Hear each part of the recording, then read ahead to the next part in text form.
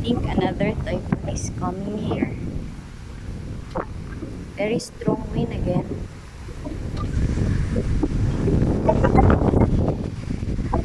Look at that. Look at the movement of the malunggay. There also our karitan.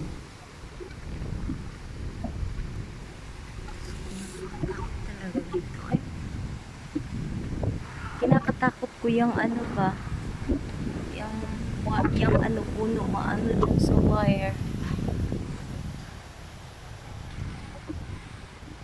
Yan.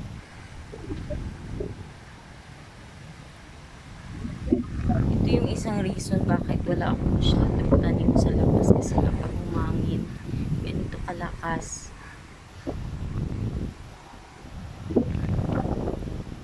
Nakakatakot ng hangin na to. Keep safe everyone. Today is not a good weather here.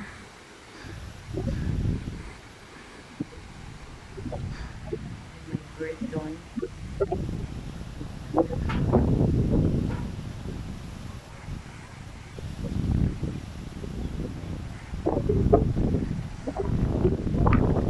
Ayan yung ano, yung puno ng kawayan. Diyos ko, Lord. Biglaan to eh. Bigla na lang to, ganito dito. Bigla-bigla yung hangin. Tapos, normal lang ito. Maya ulan na naman ito. Ulan ng malakas siguro. Guys, yung ano, yung clouds.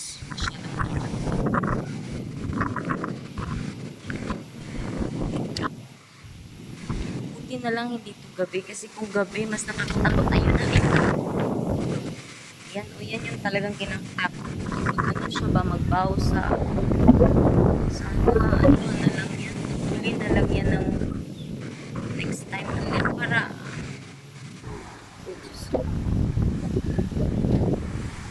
takot ako sa ano dyan. Yung wire nga. Kasi mataas ng puno direction nung hangin ay papunta dito. Dito banda. So yan yung kinakatakot.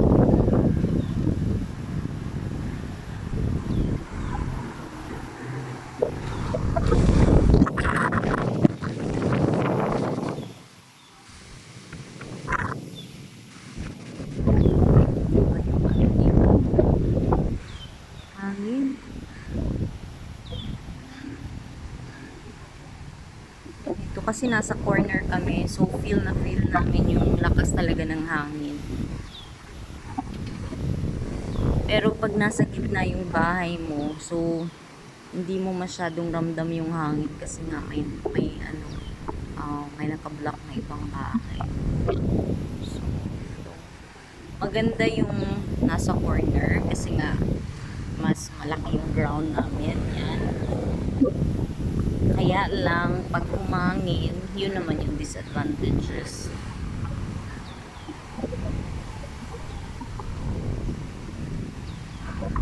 Let's just afraid that everything will be okay, na hindi malakas yung ulan na darating.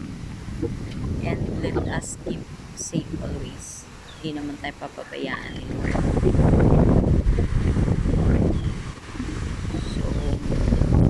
Yan guys, pinakita ko lang sa inyo kung iyan ang malakas yung hangin. Ayan. Ayan na. Naririnig yun naman kung gano'ng kalakas, diba?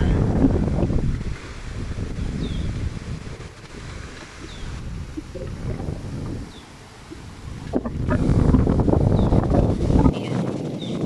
Siguro kung sa Pilipinas to considered to be yung hangin niya parang signal number 1 na, pero dito parang normal lang siya na hangin.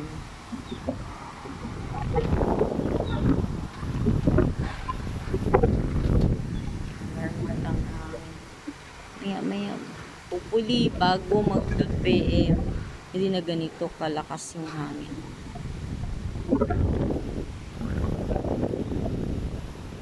Kasi nakakatakot yung kawayan dyan. halos magbaw na talaga siya. Ang punuan, kita nyo naman kung paano gumalaw. At saka yun, may coconut yung dun banda. Yun, may coconut. Yung direction ng hangin is papunta dito sa amin banda, dito sa bahay. Yan, papasok dito sa amin yung hangin, yung direction niya. So yan muna ano po ipapakita ko today. Thank you for watching and let us keep safe every day. God bless everyone.